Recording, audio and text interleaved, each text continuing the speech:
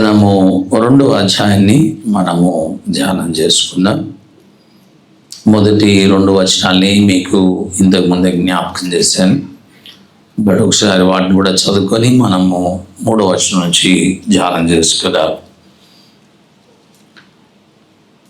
నరపుత్రుడా, నీవు చక్కగా నిలవబడుము, నేను నీతో మాట్లాడవలను అని ఆయన నాతో మాట్లాడినప్పుడు ఆత్మ నాలోనికి వచ్చి నన్ను నిలబెట్టెను. అప్పుడు నాతో మాట్లాడిన వాని స్వరము వింటిని. ఈ మాటను ఒకసారి జస్ట్ బ్రీఫ్ అప్ చేస్తున్నాం. నరపుత్రుడా అనే పదాన్ని మనము ఎక్స్ప్లెయిన్ చేయగలిగాం. సన్ ఆఫ్ యాడమ్ అని అర్థం. నీవు చక్కగా నిలబడు, ఎందుకు పడి ఉన్నావు లే అని దేవుడు సాగిలపడి ఉన్నటువంటి యెహెజ్కేలుని తన ఆత్మను ఆయన లోపలికి పంపించి ఆయనను నిలబెట్టినట్లుగా చూశాను. దేవుని ఆత్మ మాత్రమే మనల్ని నిలబెడుతుంది అని నేర్చుకున్నాను. దాని తర్వాత నీవు నా మాట వినాలి, తిరుగుబాటు చేయొద్దు అనే విషయాల్ని కూడా మనము చూసాం. 3వ వచనం నుంచి మనము కొన్ని వచనాలు చదువుతూ ముందుకు సాగదాం. వర్స్ 3 చదవండి. ఆయన నాతో ఇట్లా, నేను నరపుత్రుడా, నా మీద తిరుగుబాటు చేసిన జనుల యొద్దకు, ఇశ్రాయేలు యొద్దకు నిన్ను పంపుచున్నాను. వారును వారి పితరులను నేటి వరకు నా మీద తిరుగుబాటు చేసిన వారు. 4వ వచనం కూడా, వారు సిగ్గుమాలిన వారును కఠిన హృదయులై ఉన్నారు. వారి యొద్దకు నేను నిన్ను పంపుచున్నాను. వారు తిరుగుబాటు చేయవారు గనుక వారు వినినను వినకపోయినను వారి మధ్య ప్రవక్త ఉన్నాడని వారు తెలుసుకున్నట్లు ప్రభువు యెహోవా ఇలాగు సెలవిచ్చుచున్నాడని నీవు వారితో ప్రకటించవలను. Almost content is in verse 3 and 4.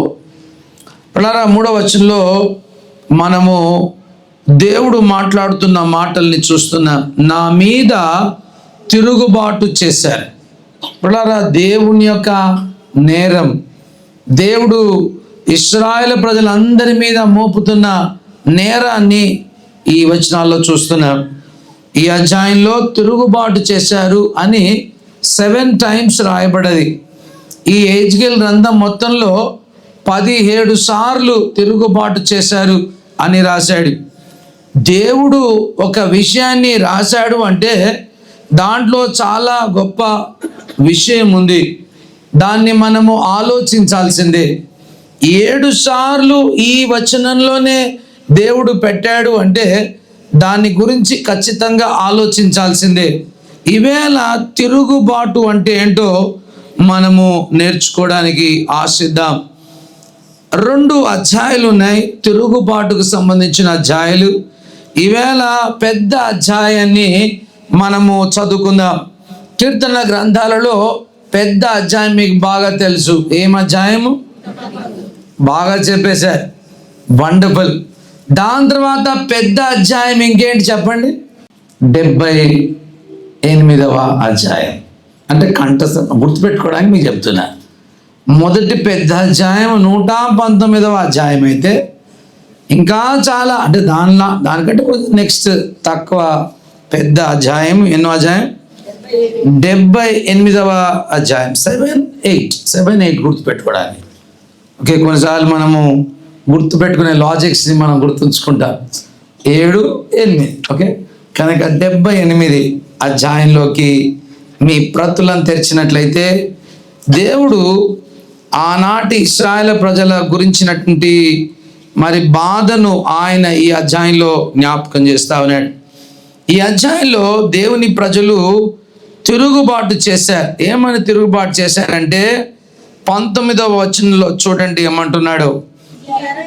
ఈ అరణ్యంలో దేవుడు భోజనం సిద్ధపరచగలడా? వారు దేవునికి విరోధముగా మాట్లాడిరి. ఆయన బండను కొట్టగా నీరు ఉబికెను, నీళ్లు కాలువలై పారెను. ఆయన ఆహారం ఇవ్వగలడా? ఆయన తన ప్రజలకు మాంసము సిద్ధపరచగలడా అని వారు చెప్పుకొనిరి. పిల్లరా, ఈవేళ మనము ఈ వచనాల్లో మనం గమనించాల్సిన విషయం ఏంటంటే, జే ఆండర్సన్ మోర్ అనేట ఆయన 1933వ శతాబ్దిలో ఇయర్లో అన్న మాట ఏంటంటే, దేవుడు ఒకటిస్తే దాన్ని తినకుండా, దాన్ని తీసుకోకుండా బాగలేదు అని చెప్పామనుకోండి, that is a great sin. దేవుడు నీకు శ్రేష్టమైంది ఇచ్చాడు, నువ్వు అంటున్నావు వద్దంటున్నావు. ఇవాళ మా కూతురుకు చెప్తున్నా, దేవుడు మనకు పాలు ఇచ్చాడు, కానీ కొంతమందికి పాలు తాగాలంటే ఇష్టం లేదు. ఓకే, దేవుడు అన్నాడు, పాలు తేనెలు ప్రవహించు దేశాన్ని నేను మీకు ఇస్తున్నా అన్నాడు. అంటే దేవుడు మనమందరం కూడా ఏం తాగాలని కోరుతున్నాడు? పాలు తాగాలని. ఒకవేళ నువ్వు తాగకపోతే ఇవాళ నుంచి స్టార్ట్ చేసుకో. ఓకే, రెండవది తేనె తినమన్నాడు. అంటే షుగర్ ఉన్న వాళ్ళు అందరూ తినవాలి కాదు. ఓకే, అలా కాదు, నా ఉద్దేశం అది కాదు. Okay, so always good. Honey and milk are very good for every మరి యంగ్ పీపుల్, స్పెషల్గా all the children and all the young people. ఈవేళ పిల్లారా, వారు అంటున్నారు, దేవుడు ఏమైనా పెద్ద గ్రేటా? ఈ 2,000 మిలియన్ల మంది ప్రజలకు భోజనం పెట్టగలడా? నీళ్ళు ఇవ్వగలడా? మాంసం ఇవ్వగలడా? ఎలా ఇస్తాడు దేవుడు అని వారు అన్నారు పిల్లారా. And God was very very angry. God was very angry. దేవుడు ఇచ్చిన దానిని తృప్తి చెందకుండా, డిస్సాటిస్ఫై అయిపోయి, దేవుడు ఇస్తున్న దానిని మరి ఒకవేళ తృప్తి లేకుండా నాకు బాగలేదు అని చెప్తే నాకు తిరుగుబాటు అంటాం. దేవుడు ఇచ్చింది వద్దు, లేనిది కావాలి. నీకు నీళ్లు కావాలంటే సముద్రం అంత నీళ్ళు ఇచ్చాడు. ఆయన మాంసం కావాలంటే గొంతుక నిండుగా మాంసాన్ని ఇచ్చాడు. అరణ్యంలో వారికి భోజనం సిద్ధపరచగలడు అని అడిగితే ఆయన వారికి భోజనం సిద్ధపరచాడు. There is no gratitude in their hearts, there is no thankfulness in their hearts. దేవుడు ఎన్నెన్ని ఉపకారాలు చేస్తే ఎహెజ్కేలుతో దేవుడు అంటున్నాడు, ఎహెజ్కేలు, ఈ ప్రజలు తిరుగుబాటు చేసేవారయ్యా, తిరుగుబాటు చేసేవారి ప్రజల దగ్గర నేను పంపిస్తున్నానయ్యా అంటున్నాడు దేవుడు ఎహెజ్కేలుతో. వాళ్ళు అంటున్నారు, దేవుని వారు పరీక్షించారు, దేవుని సందేహపడ్డాడు, దేవుని శక్తిని, దేవుని భద్రతను, దేవుని కాపుదలను వారు విస్మరించారు. వారందరూ కూడా దేవుని మీద తిరుగుబాటు చేయడానికి ఇష్టపడ్డారు. దేవునికి ఎంత కోపం వచ్చిందో చూడండి, 21వ వచనం.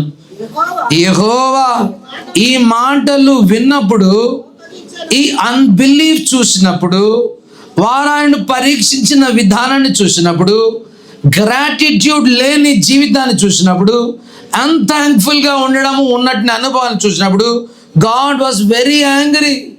God is very angry at those people who are ungratitude కలిగినటువంటి అనుభవాలు కలిగినటువంటి వారిని చూసి.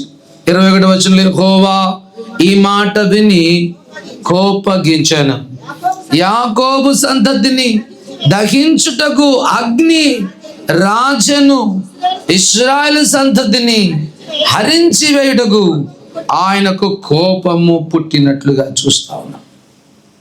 ఈవేళ పిల్లరా, తిరుగుబాటు అనుభవాల్ని మీకు గుర్తు చేస్తున్నా. వాళ్ళు అన్నారు, మాకు మామూలుగా సింపుల్గా భోజనం వద్దు, మాకు బిర్యానీ కావాలి అని అన్నారు. అంటే బిర్యానీ అంటే నిజంగా బిర్యానీ అదినాలో లేవు, బిర్యానీ కావాలంటే దేవుడు వారి కొరకు ఎలాంటి బిర్యానీ తయారు చేశాడో చూడండి. 24వ వచనం. ఆహారమునకై ఆయన వారి మీద మన్నాను కురిపించాడు. ఎక్కడిది మన్నా? ఆకాశ ధాన్యమును వారికి అనుగ్రహించను. ఇంకేం కావాలి? వారికి ఏ ధాన్యాన్ని ఇచ్చాడంట? వావ్. అప్పుడప్పుడు మనం గోధుమలు తింటాం, షర్బతీలు. ఇప్పుడున్న వాళ్ళకి తెలియదు అనుకోండి, బాస్మతి. పాత కాలంలో వారికి తెలుస్తుంది, ఇప్పుడు అంత ఒక్కటే గోధుమలు అనుకుంటారని. కాలంలో చాలా వెరైటీస్ ఆఫ్ గోధుమలు ఉంటాయి, శ్రేష్టమైన గోధుమలు ఉంటాయి. దేవుడు వారికి ఏమి ఇచ్చాడంట? ఆకాశ ధాన్యాన్ని ఇచ్చాడంట. ఇంకేమంటున్నాడు చూడండి, దేవదూతల ఆహారం నరులు భుజించింది. వావ్. అయినప్పటికీ వారికి ఏమైనా గ్రాటిట్యూడ్ ఉందా? లేదు. వారు తిరుగుబాటు చేయాలని నిశ్చయించుకున్నారు. దేవుని సన్నిధిలో వాళ్ళు అన్నారు, మాకు మాంసం కావాలి అని అన్నారు, మాకు బిర్యానీలా కావాలి అని అన్నారు. చూడండి 27వ వచనంలో, ధూళి అంత విస్తారమైన మాంసమును, సముద్రమంత ఇసుకరేనంత విస్తారమైన రెక్కల గల పిట్టలను ఆయన వారి మీద కురిపించాడు. పిల్లరా, ఇన్ని చేసిన వాళ్ళకి ఏం తీరలేదంట? తృప్తి తీరలే. నీడ్స్ ఒకటి, లగ్జరీ ఇంకొకటి. మాకు అవసరతలు వద్దు, మాకు సుఖభోగాలు కావాలి అని కోరుకున్నారు. దేవుడు వారికి మాంసాన్ని ఇచ్చాడు. ఎలా ఇచ్చాడో చూడండి 29వ వచనం.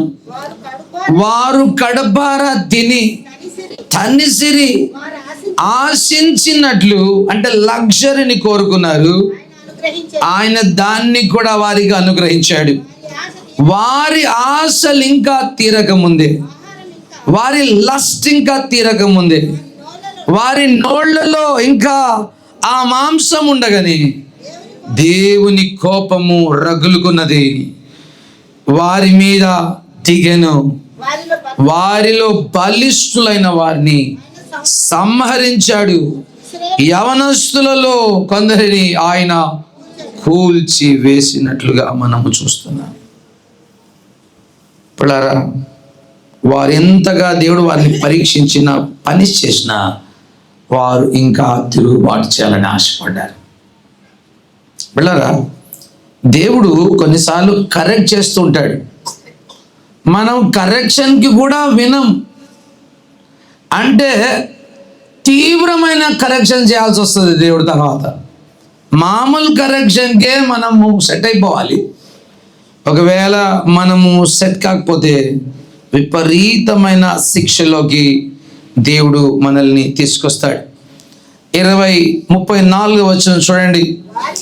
వారిని ఆయన సంహరించినప్పుడు వారు ఆయనను వెతికిరంట. చాలండి, వారిని బాగా తీవ్రంగా కొడితే కానీ, వారిని తీవ్రంగా గాయపరిస్తే కానీ వారు ఆయనను వెతకలేదు. పిల్లరా, పోనీ ఆ వెతికిన తీవ్రంగా దేవుడు ఒకరిని బాధ పెడితే దేవుని వెతికారంటే ఇప్పుడు అది వెతకనట్ట చెప్పండి?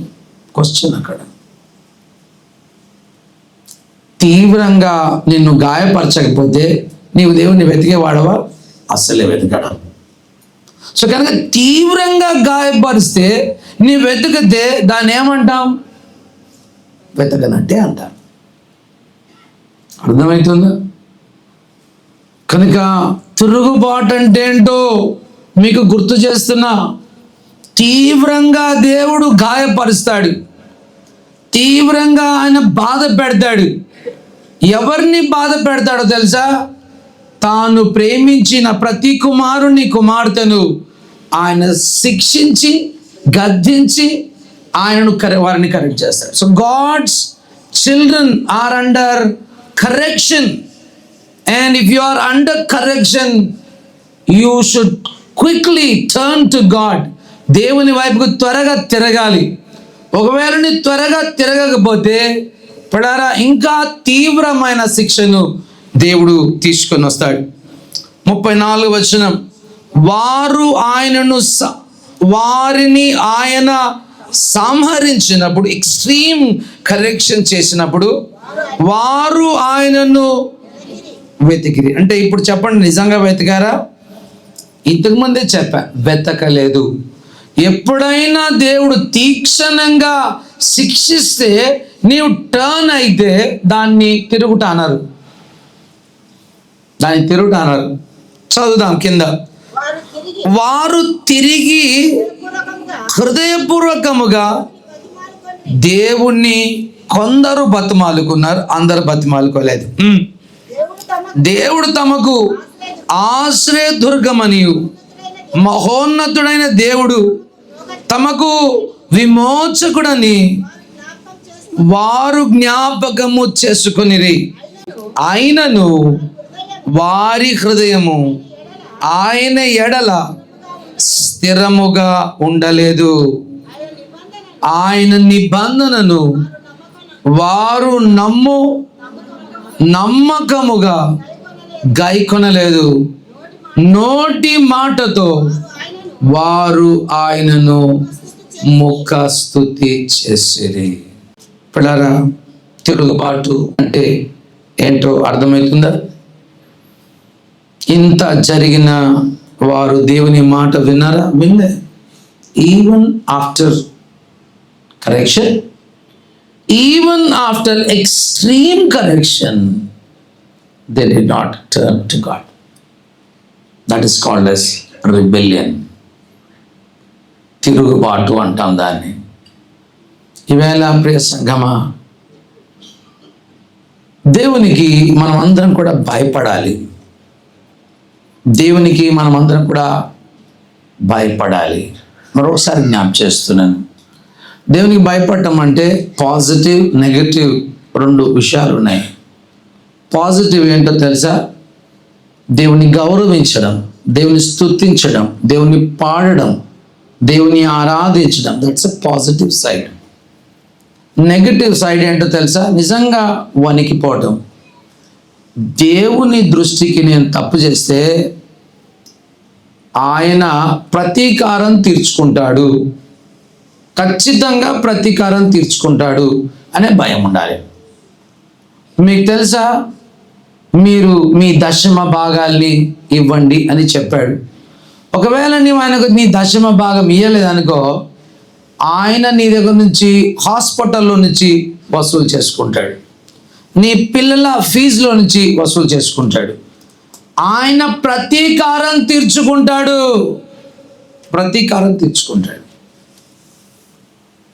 చూసారా? ఇశ్రాయేలు ప్రజలు, దేవుడు చెప్పాడు 7 సంవత్సరాల 6 సంవత్సరాలు పంట వేయండి, 7వ సంవత్సరం పంట వేయొద్దు. 6వ సంవత్సరం వచ్చిన పంట 3 సంవత్సరాల పంటగా నేను మీకు ఇస్తా, 9వ సంవత్సరం దాకా తినొచ్చు అని అన్నాడు దేవుడు. విన్నారా? వినలే.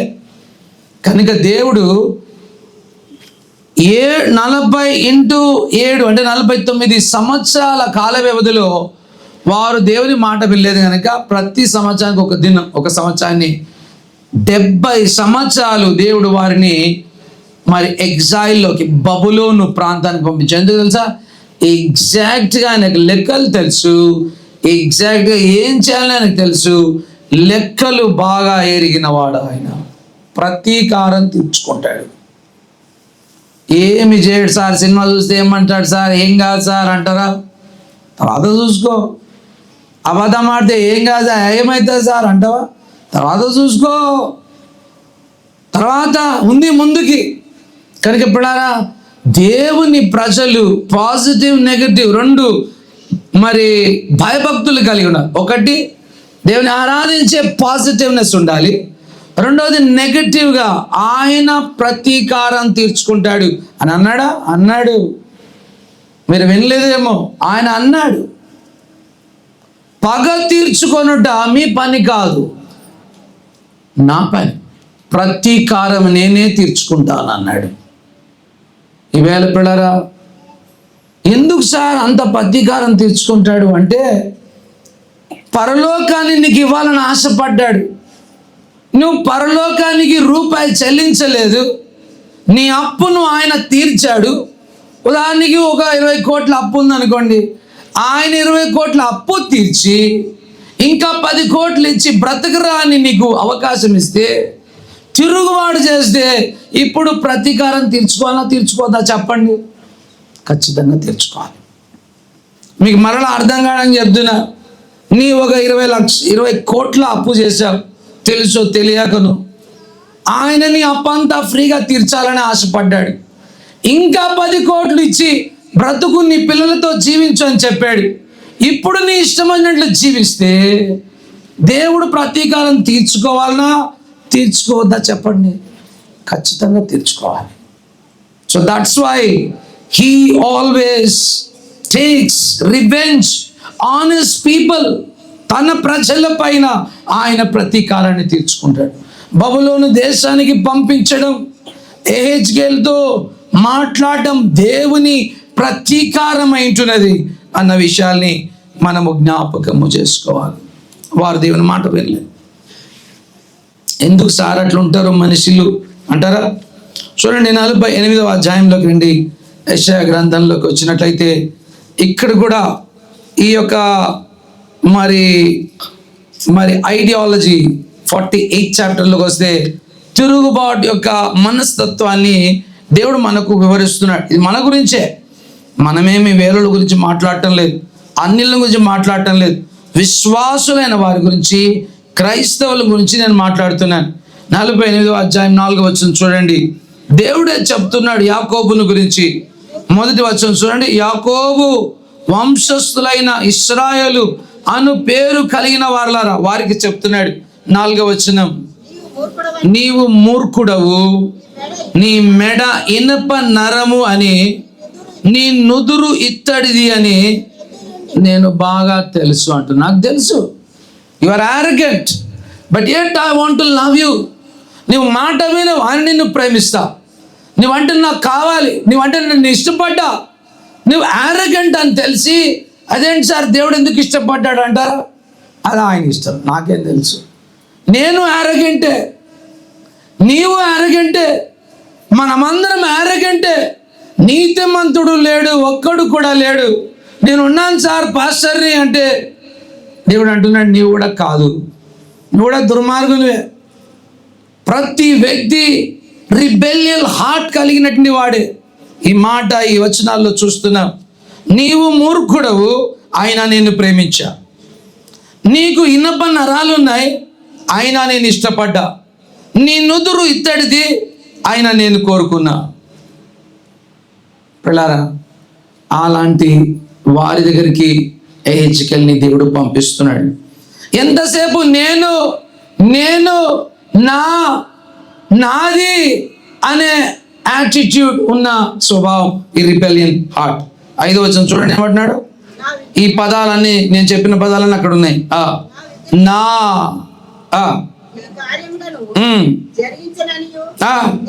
నేను నా అయిపోయింది. నేను పోసిన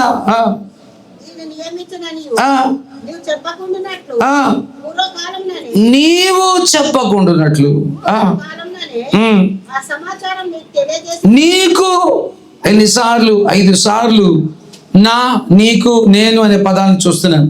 నా విగ్రహాలు నేను చెక్కిన, నేను పోసిన, నీవు చెప్పుచున్నాడు, నీకు తెలియజేయచ్చు, అన్ని కూడా పిల్లారా, క్రైస్తవుడు ఎప్పుడు కూడా అనేది తీసేయాలి. తన సొంత సిలువను ఎత్తుకోవాలి, తన్ను తాను ఉపేక్షించుకోవాలి. నేను ఎంతటి వాడను ప్రభు అని చెప్పాలి. ఈవేళ రిబెలియస్ హార్ట్ ఆల్వేస్ సీక్స్ నేను నా అన్న స్వభావం మనలో నుంచి బయటికి రావాలి. ఇంకా ఏమంటున్నాడు చూడండి, కిందికి వచ్చినట్లయితే 8వ వచనం చూడండి.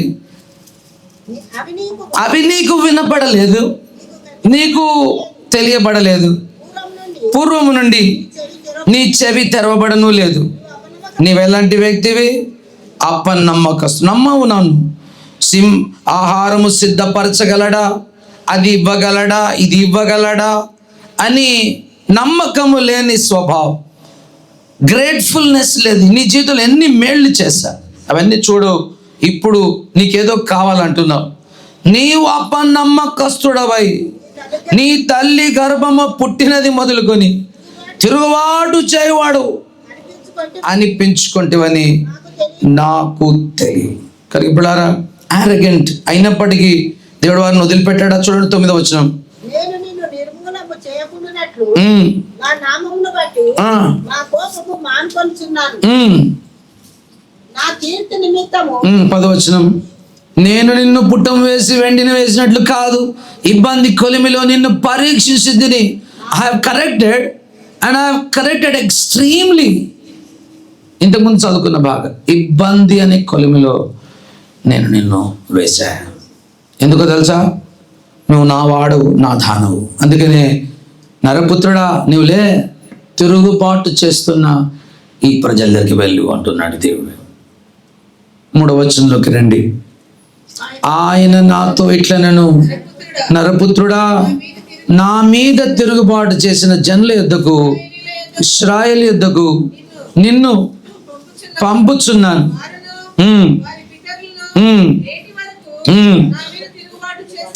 చాలండి. దేవుడు ఎహెచ్కేల్ని ఎక్కడికి పంపిస్తున్నాడు? తిరుగుబాటు చేసే వారి దగ్గరికి పంపిస్తున్నాడు. ఈ దినం దేవుడు నిన్ను నన్ను ఎవరి దగ్గర పంపిస్తున్నాడు? మన ఇంట్లో, మన కుటుంబాల్లో, సమాజంలో దేవుని మీద తిరుగుబడుతున్న వారి దగ్గరికి వెళ్ళాలి. నేను కూడా దేవుడిని తిరుగుబాటు చేశాను, మీకు చెప్పాలి. దేవుని మాట వినలే, దేవుని మాట చాలాసార్లు అని చెప్పిన మాట వినలే. ఎగ్జాక్ట్గా ఆయన చెప్పాడు, ఎగ్జాక్ట్గా అలా చేయలే. ఆయన చెప్పిన దానికి మన సొంత పులుసు రాసాం. దానికి ఆయన చెప్పిన దానికి కొంత మన ఆలోచన విధానాన్ని వాడాం. అలా వాడకూడదు, ఎప్పుడు కూడా వాడకూడదు. ఇప్పుడు కనుక దేవుడు నన్ను సరిచేశాడు, నన్ను సరిదిద్దాడు. తిరుగుబాటు చేస్తున్న వారికి చెప్పమని కోరుతున్నాడు. ఎహెచ్కేల్ని ఆ రీతిగానే తిరుగుబాటు చేయొద్దు అని గుర్తు చేశాడు. 8వ వచనంలో, నీవు తిరుగుబాటు చేసే వారి దగ్గరికి వెళ్ళి చెప్పు అంటున్నాడు. So it is our duty to be right with God and to proclaim what he wants us to teach his people. తన ప్రజలకు ఏం చెప్పాలనో వారి దగ్గరికి ఆయనను పంపించడం మనము చూస్తా ఉన్నాం. ఎవేళ పిల్లారా, నీవు ఈ దినం తిరుగుబాటు చేస్తున్నావా? నేను పలాంది తప్పు చేయాలి, నేను పలాని అబద్ధం ఆడా అని అంటూ మరలా మరలా మరలా అదే పాపంలో పడుతూ ఉన్నట్లయితే నువ్వు తిరుగుబాటు చేస్తున్నావు. Let us take that single word very seriously in our hearts. మన హృదయాల్లో చాలా గట్టిగా మన హృదయాల్లో తీసుకోవాలి పిల్లారా. Very important. దేవుడు నిన్ను విధేయుడైన కుమార్తెగా చూడాలని ఆశపడుతున్నాడు. ఆ విధేయతలోంచి వచ్చే ఆశీర్వాదం అసమానమైన ఆశీర్వాదం. ఆ ఆశీర్వాదం చాలా గొప్పది. నువ్వు ఆయన మాట వింటే, నువ్వు ఆయన మాట విని ముందుకు సాగితే కలిగే ఆశీర్వాదం చాలా గొప్పది. 4వ వచనంలోకి వద్దాం. నీవు వారికి చెప్తుంటే వారు నిన్ను హేళన చేస్తారు, వారికి చెప్తుంటే వారు పక్కపక్క నవ్వుకుంటారు. నీవు చెప్తుంటే చెప్పిండ్లే వీడు అని అనుకుంటారు. మేం బాధపడదు.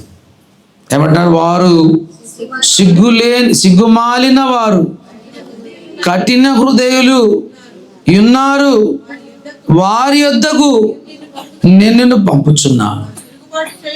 వారు తిరుగుబాటు చేయవారు గనక వారు వినకపోయినను వారి మధ్య ఒక దేవుడు పంపించిన వ్యక్తి ఉన్నాడు అని వారు తెలుసుకున్నట్లు ప్రభువగు యెహోవా ఇలాగు సెలవిచ్చుచున్నాడని నీ వారికి ప్రకటించాలి. ప్రతిసారి నా పదం వాడుకో. నా పదం ఏంటి? నా పేరున చెప్పు ఈ మాటలన్నిటినీ. సిగ్గుమాలిన కఠిన హృదయాలైనటువంటి వారికి నీవు చెప్పాల్సిన మాట ఏంటో తెలుసా? నా మాట చెప్పాలి. ఏమని? నా పేరేంటి? ప్రభువగు యెహోవా. లార్డ్ యెహోవా, ఎలోహిం యావే అనే పదాన్ని మీరు చెప్పాలి. ప్రతిసారి నేను చెప్పే పదానికి ముందు, నేను ఇచ్చిన మాటకు ముందు వెనుక ఈ పదం వాడుకో. హెజ్కేల్ ఏంటి ఆ పదం? ప్రభువగు యెహోవా. ఈ అధ్యాయంలో, ఈ పుస్తకంలో 2017 సార్లు దేవుడు తన వాక్కును చెప్పినప్పుడల్లా ఈ పదాన్ని వాడాడు. హెజ్కేల్ 217 times Hezkel word uses this word, Lord Jehovah, ప్రభువు యెహోవా అనే పదాన్ని ఆయన వాడుతూ వచ్చాడు. వారు విన్నారా? వినలే. వారు తిరిగారా? తిరగలే. వారు హెజ్కేల్తో మాట వినలే. ప్రభువు యెహోవా అనే పదం ఎప్పుడైనా ఇశ్రాయేల్ ప్రజలకు చెప్తే వాళ్ళు రాళ్ళతో కొట్టి చంపేయాలి. ఎందుకంటే యెహోవా నామమున ఏది చెప్పినా, ప్రవక్త చెప్పినా అది నెరవేరాలి. కనుక if is a true profit it will fulfil. కనుక ప్రతిసారి హెజ్కేలు ఈ పదాన్ని వాడాడు. ప్రభువగు యెహోవా ఇలాగు సెలవిస్తా ఉన్నాడు. పిల్లరా, ఇది మనమందరం కూడా ఆయనకు పనివారం, మనమందరం కూడా ఆయన సేవకులం. మొదటి అధ్యాయంలో హెజ్కేలుకు దేవుడు ఆ యొక్క పెద్ద ఆకాశ మండలమును చూపించాడు. పెద్ద భూభాగం లాంటిది. దాని కింద 1000 కోట్ల మరి దూతలు, కెరూబులను చూశాను పోయిన వారం. అవన్నీ ఆయనను చక్కగా సేవిస్తున్న అనుభవాల్ని చూపించాడు హెజ్కేలుకి దేవుడు. హెజ్కేలు, చూడు, నన్ను సేవిస్తున్న ఈ దూతలను చూడు, దివారాత్రులు ఒక్కటి కూడా తప్పిపోకుండా జాగ్రత్తగా నన్ను సేవిస్తున్నారు కదా. భూమి మీద నీ ఒక్కడవే నాకు దొరికావు. ఇక్కడైతే ఈ 1000 కోట్ల దూతలు నన్ను సేవిస్తున్నాయి, కానీ నీవు భూమి మీద నన్ను అలా సేవించాలి. నాకు అలా సేవకునిగా ఉండాలి. నీవు అలా నా సేవకురాలిగా ఉండాలి. అలా నా మాటలను ఎగ్జిక్యూట్ చేయాలి. నేను నీకు ఇచ్చిన పనులన్నింటినీ నెరవేర్చాలి. నమ్మకమైన వ్యక్తిగా నీవు నా కొరకు ప్రవక్తగా ముందుకు సాగాలి. నేను నా మాటలు నీ నోట ఉంచుతా. 3వ అధ్యాయంలో మనము చదువుతాం. అయితే ఆ మాటలను వారికి చెప్పాలి. You should B faithful. ఎలా ఉండాలి? పోయిన వారం చదువుకున్నాం. ఆ జీవులకు 4 ముఖాలు ఉన్నాయని చదువుకున్నాం. ఎలా పని చేయాలని చెప్పాడు దేవుడు? ఇంటెలిజెంట్గా నీవు పని చేయాలి. తెలివి కలిగి పని చేయాలి. తెలివి లేనిలాగా నీవు మాట్లాడకూడదు. ఇంటెలిజెంట్గా, మానవుని రూపము ఆ దేవదూతలకు ఇవ్వబడదు కనుక ఇంటెలిజెంట్గా పని చేయాలి. రెండోది, ఎలా పని చేయాలి? సింహము లాంటి ముఖం ఉంది. ధైర్యంగా, బోల్డ్గా పని చేయాలి నా కొరకు. అంతేకాదు, ఇంకా ఎలా పని చేయాలి? ఎద్దులాగా కష్టపడి ఎండనక వాననక సమయమనక అసమయమనక దేవుని కొరకు ఎద్దులాగా సర్వీస్ చేయాలి నీవు అంటున్నాడు హెజ్కేల్కి. అంతేకాదు, ముందు దృష్టి కలిగి ఆ యొక్క గద్దలాగా నీ ముందు దృష్టి కలిగి దేవుని వాక్యాన్ని వారికి అందించాలి. These are the service attitudes. యేసుక్రీస్తు కూడా అన్నాడు, నేను పరిచర్య చేయించుకోవడానికి రాలే, పరిచర్య చేయడానికి వచ్చా. ఈవేళ పిల్లారా, మనమందరం కూడా పరిచారకులం, పరిచారకురాండ్లంగా మనం ఉండాలి అన్న విషయాన్ని నేను విజ్ఞాపన చేస్తా ఉన్నాను. Are you a sincere servant? Can God count upon you? నిన్ను చూసి ఆయన అనుకోవచ్చా, వీడు మంచి మరి సేవకుడు, పరిచారకుడు అనొచ్చా, మంచి గృహ నిర్వాహకుడు అని అనుకోవచ్చా? ఈవేళ దేవుడు కోరుతున్నాడు, మనం నమ్మకమైన పరిచారకులంగా మనం ఉండాలి. నమ్మకమైనటువంటి మరి బాధ్యతలను దేవుడు మనకిచ్చేటువంటి ఒక భర్తగా, ఒక భార్యగా, ఒక తల్లిగా, ఒక తండ్రిగా, లేదా ఒక కుమార్తెగా, కుమారునిగా, లేదా మంచి విద్యార్థిగా దేవుడు నిన్ను తయారు చేసి ఉంటే, be sincere to the core. ఎక్కడ కూడా నీ కర్తవ్యంలో తక్కువైపోకూడదు, ఎక్కడ కూడా నీ కర్తవ్యంలో చిన్నగా అయిపోకూడదు. You should be very strong and positive in growing yourself. నిన్ను ప్రభు ఆశీర్వదించడానికి ఇష్టపడుతున్నాడు. మంచి గృహ నిర్వాహకునిగా నీవు ఉండాలి.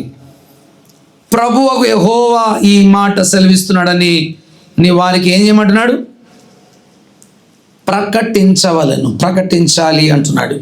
డిక్లేర్ చేయాలి, ప్రకటించాలి.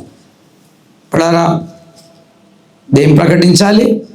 మనమందరం కూడా ఈ ఆధునిక కాలంలో సువార్తను ప్రకటించే వారిగా ఉండాలి. ఎవరికైనా సువార్త ప్రకటిస్తున్నావా?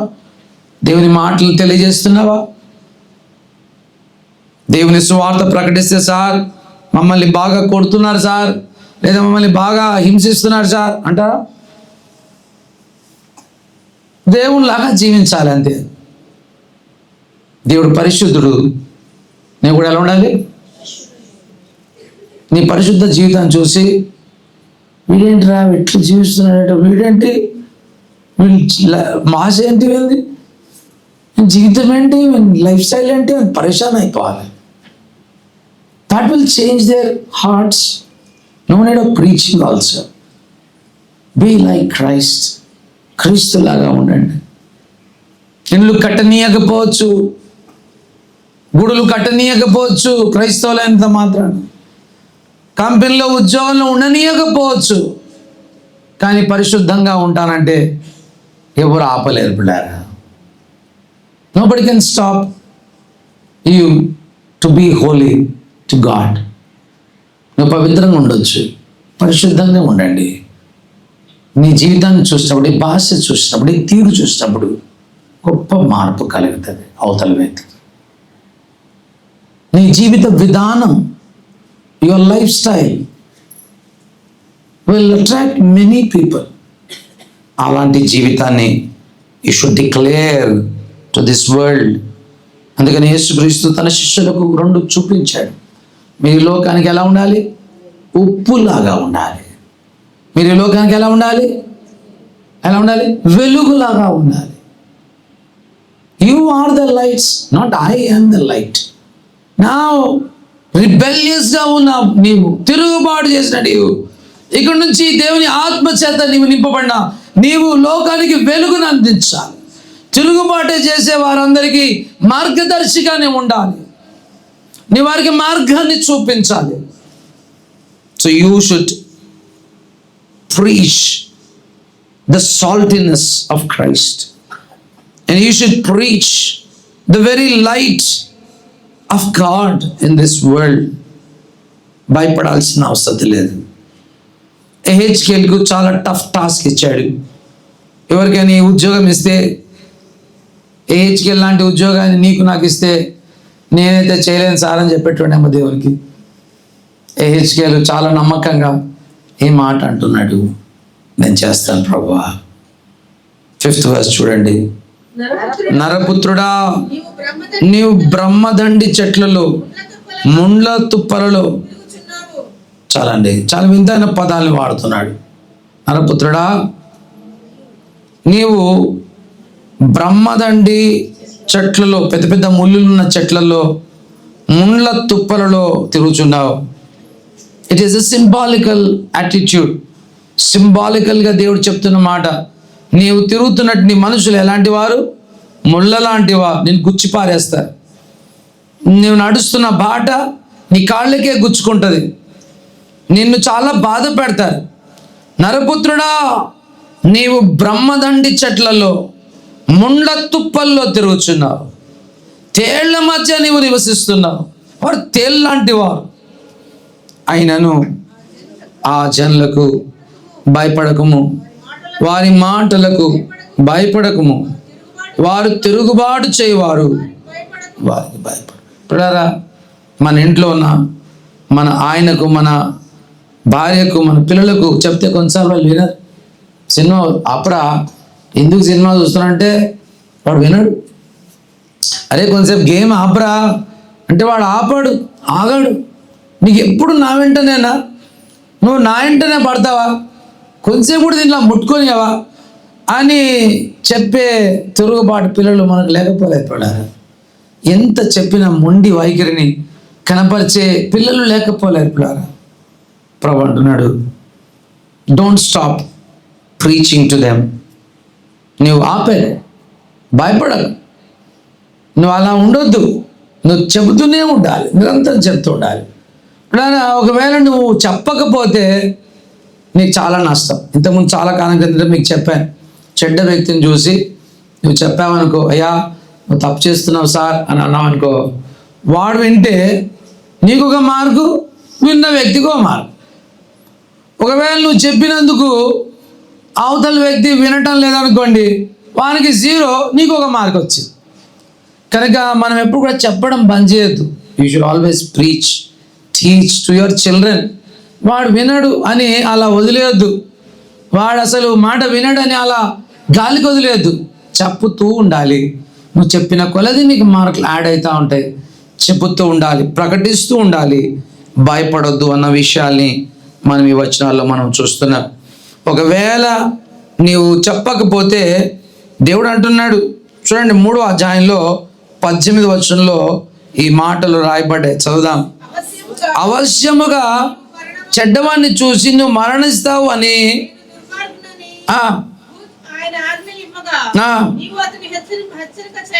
అతన్ని హెచ్చరిక చేయకు. అతడు జీవించినట్లు, అందులోనే జీవించినట్లు తన దుర్మార్గతను విడిచిపెట్టవాలని వాని హెచ్చరికయు చేయకయు ఉండినడలా ఆ దుర్మార్గుడు వానికి 0 వస్తుంది, కానీ వాని రక్తానికి నిన్ను ఉత్తరవాదిగా ఎంచుతారంటున్నాడు. కనుక మనమందరం కూడా ప్రకటించాలి, సత్యాన్ని బోధించాలి. ఒకవేళ సత్యాన్ని సప్రెస్ చేస్తే పవిత్రంగా పరిశుద్ధంగా జీవించి చూపించాలి. నీవు ఉప్పు అని వానికి తెలియజేయాలి, నీవు లోకానికి వెలుగునని తెలియజేయాలి అన్న విషయాల్ని దేవుడు ఎహెచ్కేలకు జ్ఞాపకం చేయడం మనం చూస్తున్నాం. 7వ వచనం, వారు తిరుగుబాటు చేయవారు గనుక వారు వినినను వినకపోయినను. చాలండి, ఇది చాలా ఇంట్రెస్టింగ్ ఉంది. విన్నా వినకపోయినా చెప్పాలి.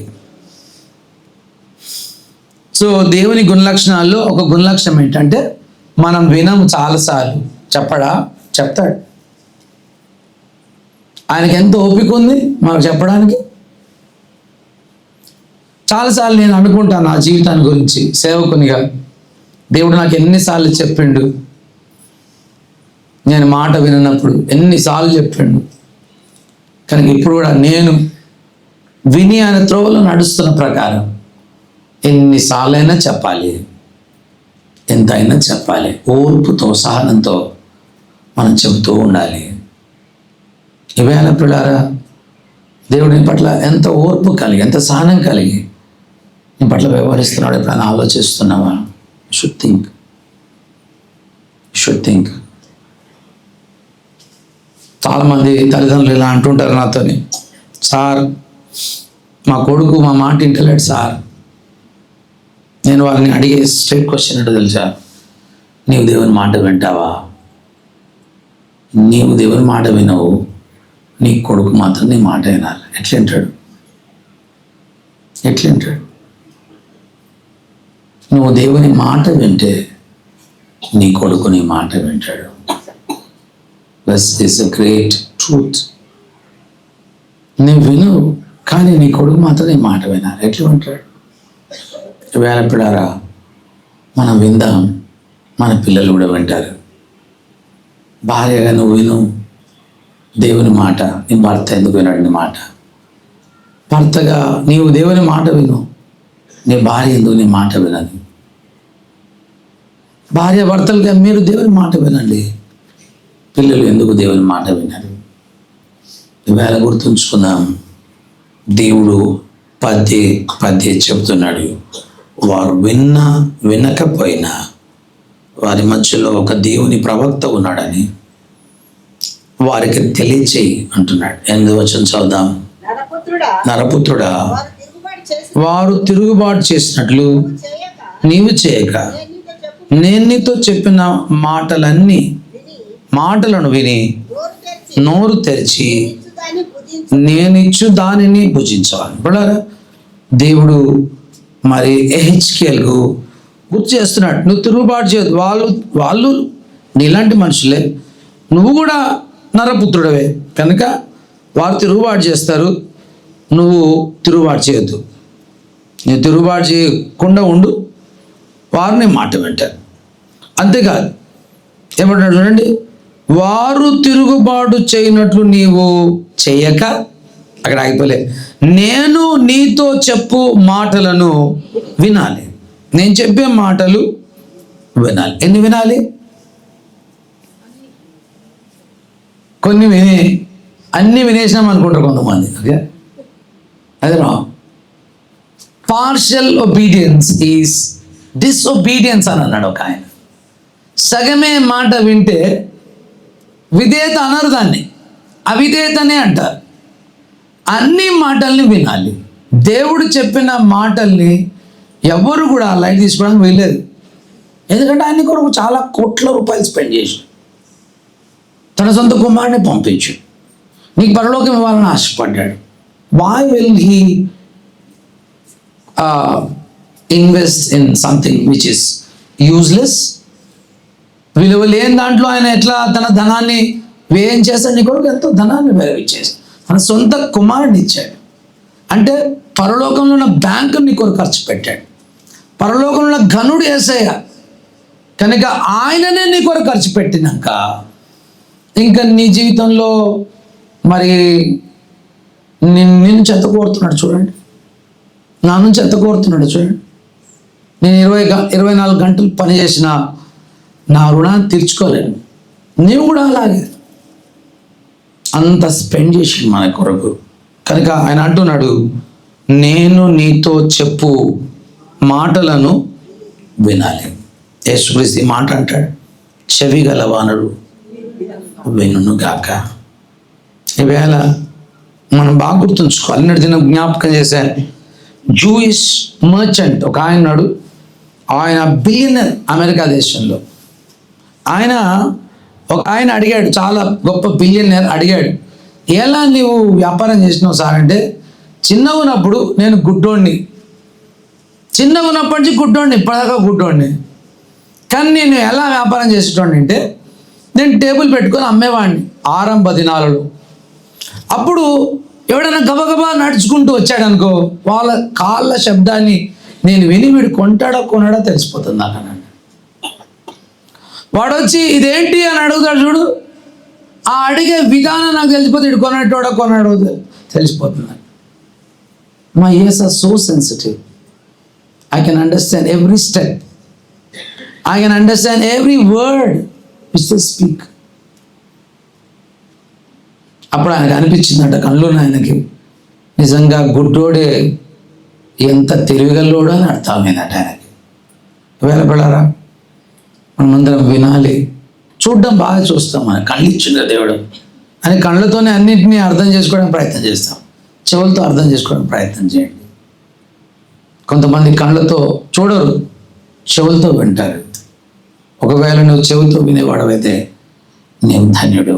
7 సార్లు ప్రకటన గ్రంథంలో చెవి గలవాడు ఆత్మ చెప్పుచున్న సంగతులు వినుగాక. ఈవేళ కూడా విను. దేవుని మాటలను వినటంలో గొప్ప ఆశీర్వాదం ఉంది. అయితే వినటమే కాదు, తిను అంటున్నాడు 8వ వచనంలో, నోరు తెరచి నేనిచ్చు వాటిని భుజించుము అనేను. అంటే ఇక్కడ నిజంగా భుజించడం కాదు, డైజెస్ట్ చేసుకో అంటున్నాడు. నీకు అర్థమయ్యేటట్టు చూసుకో అంటున్నాడు. నేను చెప్తున్నా, అవి కడుపులోకి పోయినాయి, అరిగేటట్లు ఉండాలి. నీ కడుపులో అరగాలి, నీకు అర్థం కావాలి. Unless you are unable to digest the whole thing, what is the use? కడుపులోకి వెళ్ళింది అరగలేదు అనుకోండి, ఏమవుతుంది? బయటగానే వచ్చేస్తుంది కదా. కనుక it need to be digested. దేవుడు సింబాలికల్గా ఎహెచ్కేల్కి ఒక పుస్తకం ఇస్తున్నాడు. నోరు తెరిచి నేనిచ్చిన దానిని భుజించుము, నేను చూచుచుండగా గ్రంథము పట్టుకొని ఒక చెయ్యి నా యొద్దకు చాపబడింది. పడారా, ఒక వ్యక్తి రిబెలియన్ హార్ట్లో నుంచి బయటికి రావాలన్నా, ఒక వ్యక్తి ప్రకటించాలన్నా హృదయం ఉండాలన్నా, ఒక వ్యక్తికి దేవుని విషయాలు అర్థం కావాలన్నా ఫస్ట్ ఎక్కడికి వెళ్ళాలి? గ్రంథం దగ్గరికే వెళ్ళాలి. గ్రంథమే అన్నిటికంటే మూలాధారం. యోహాన్ రాశాడు, ఆది అందు వాక్యం. ఆది అందు వాక్యం. వాక్యం చాలా ప్రాముఖ్యమైనది. ఐగుప్తు దేశం నుంచి దేవుడు వారిని ఇశ్రాయేలు ప్రజలు కానాన్ దేశం తీసుకు రాకముందు దేవుడు ఎక్కడ తీసుకొచ్చాడు? ఫస్ట్ సీనాయి పర్వతం దగ్గర తీసుకొచ్చి రాతి పలకలను చెక్కి వారికి వాక్యాన్ని ఇచ్చాడు. మొట్టమొదటిగా వాక్యం అన్నిటికంటే విలువైంది. ఈయన మాటల చొప్పున చేయు ప్రతివాడు బండ మీద తన ఇల్లును కట్టుకున్న బుద్ధిమంతుని పోలి ఉన్నాడు. నీ ధర్మశాస్త్రాన్ని చదివితే నా కనులు తెరవబడ్డాయి. నీ ధర్మశాస్త్రాన్ని చదివితే నా మనసు వికసించింది. నీ ధర్మశాస్త్రాన్ని చదివితే నాకు గొప్ప లాభం కలిగింది. నీ ధర్మశాస్త్రాన్ని చదివితే నాకు తెలివి వచ్చింది. Everybody has to stop. The first stop of a Christian journey is the very word of God. దేవుని వాక్యము, అమూల్యమైన వాక్యము. రోమిల్ రాసిన పత్రిక 3వ అధ్యాయం మొదటి 2 వచనాల్ని మేము రోజు చదువుతున్నాం. ఒకసారి చదువుకుందాం అందరం కలిసి. అందరం చదువుకుందాం. దేవుడు ఇశ్రాయేలు ప్రజలకు ఇచ్చిన మొదటి బహుమానం ఏంటో రోమిల్ రాసిన పత్రిక 3వ అధ్యాయం మొదటి 2 వచనాలు చదువుదాం. అందరం కలిసి చదువుదాం. Ready, read.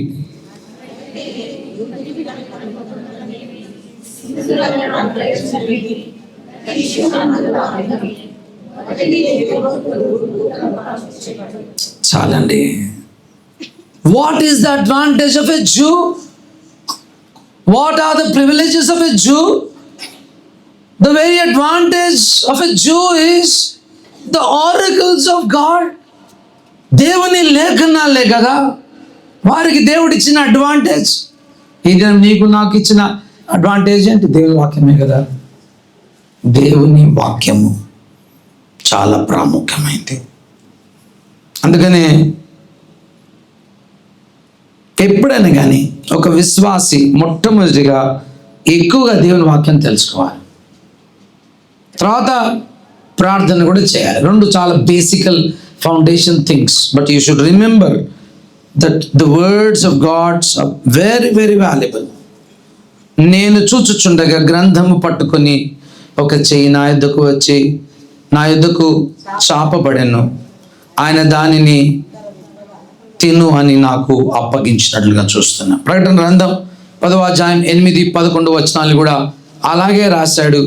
అపోస్తులుడైనటువంటి యోహాను రాసినటువంటి భాగం సేమ్ సింబాలికల్ అలెగరీ మనం చూస్తా ఉన్నాం. ఆ భాగంలో కూడా ప్రకటన గ్రంథం 10వ అధ్యాయం 8, 11 వచనాలు. అంతటా పరలోకము నుండి నేను విన్న స్వరము మాట్లాడుచు నీవు వెళ్ళి సముద్రం మీదను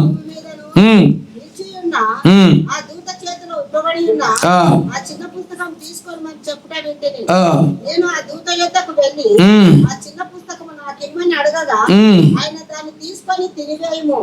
అది నీ కట్టులకు చేదగును కానీ నీ నోటికి తేనెవలే మధురముగా ఉండనని నాతో చెప్పాను. అంతటా నేను ఆ చిన్న పుస్తకమును దూత చేతి నుండి తీసుకొని దాన్ని తినివేసి తిని అది నా నోటికి తేనెవలే మధురముగా ఉండను కానీ నేను దానిని తినివేసిన తర్వాత నా కడుపునకు చేదాయను. చాలండి. సో దేవుని మాటలు వినడానికి బాగానే ఉంటాయి, చేయడానికి చాలా కష్టమవుతుంది. కానీ మొదటి వచనంలో మనం చూసాము, దేవుని ఆత్మ విల్ ఎంపవర్ యూ. వర్స్ 2లో ఆత్మ నాలోనికి వచ్చి నన్ను నిలబెట్టాను. వెళ్ళారా? మరి ఇంటికి పోయినాక చదువుకోండి. ఈ అధ్యాయంలో ఎన్నోసార్లు దేవుని ఆత్మ ఎహెచ్కెళ్ళి నిలబెట్టింది. 3వ అధ్యాయం 14వ వచనంలో రాసుకునే వాళ్ళు రాసుకోవచ్చు, తర్వాత వీడియోలో చూసి చూడవచ్చు. 8వ అధ్యాయం 3వ వచనంలో, 11వ అధ్యాయం 1వ వచనంలో, దాదాపు 24వ వచనంలో, 37వ అధ్యాయం 1వ వచనంలో, 43వ అధ్యాయం 5వ వచనంలో దేవుని ఆత్మ ప్రతిసారి ఎనేబుల్ చేసింది, ఎంపవర్ చేసింది. ఏజ్కేల్ని తిన్నప్పుడు తీయగా ఉంది, చెయ్యడానికి చాలా కష్టంగా ఉంటుంది. దేవుని పనులు కూడా అలాగే అనిపిస్తాయి, చేయడం చాలా కష్టం. కానీ పిల్లారా, ఫస్ట్ తినండి, తర్వాత దేవుడు మీకు ఎంపవర్ చేస్తాడు, తన శక్తి ద్వారా మిమ్మల్ని ముందుకు సాగేటట్టు చేస్తాడు. లోకానికి ఏం చెప్పని ఏమి మరి మాటల్ని అందిస్తున్నాడు. 10వ వచనం చూడండి. ఆయన దానిని నా ముందర విప్పగా అది లోపల వెలుపట రాయబడినదై ఉండెను. అందులో రాయబడిన మాటలు ఇవి. ఏమని రాయబడ్డాయి? ఈ పుస్తకము బయట లోపల రాయబడ్డాయి. ఉదాహరణకు మీరు రిజిస్ట్రేషన్ పేపర్స్ చూడండి, ముందు రాయబడతాయి, వెనక కూడా ఎన్నో రాసి స్టాంపులు వేసి సంతకాలు చేస్తారు. అంటే ముందు వెనక 2 భాగంలో రాయబడతాయి. Same thing is in chapter 4, 5 of Revelation. Okay, ఏం రాయబడ్డాయి? మహావిలాపము, మనోదుఖము, రోదన అనే 3 పదాల్ని రాయడం మనం చూస్తున్నాం. పడారా, ఈ 3 పదాల యొక్క వివరణ 4 అధ్యాయాలు మొదలుకొని 32 అధ్యాయాల వరకు మనకు కనబడతాయి. ఎహెజ్కేల్ చాప్టర్ 4 నుంచి ఆల్మోస్ట్ 32 చాప్టర్స్ వరకు ఈ వేదనకరమైన ఈ విలాప భాగం, లేకపోతే దుఃఖమైన భరితమైన దేవుని ఉగ్రత అంతటిని దేవుడు మరి ఎహెజ్కేల్కి చూపిస్తాడు. ఇజ్రాయెల్ పడే బాధలను కూడా ఆయన వారికి చూపించబోతున్నాడు. మనం కూడా ఈ కాలంలో గుర్తుంచుకోవాలి, తిరుగుబాటు చేస్తే మిగిలేది ఇది. ఏంటి?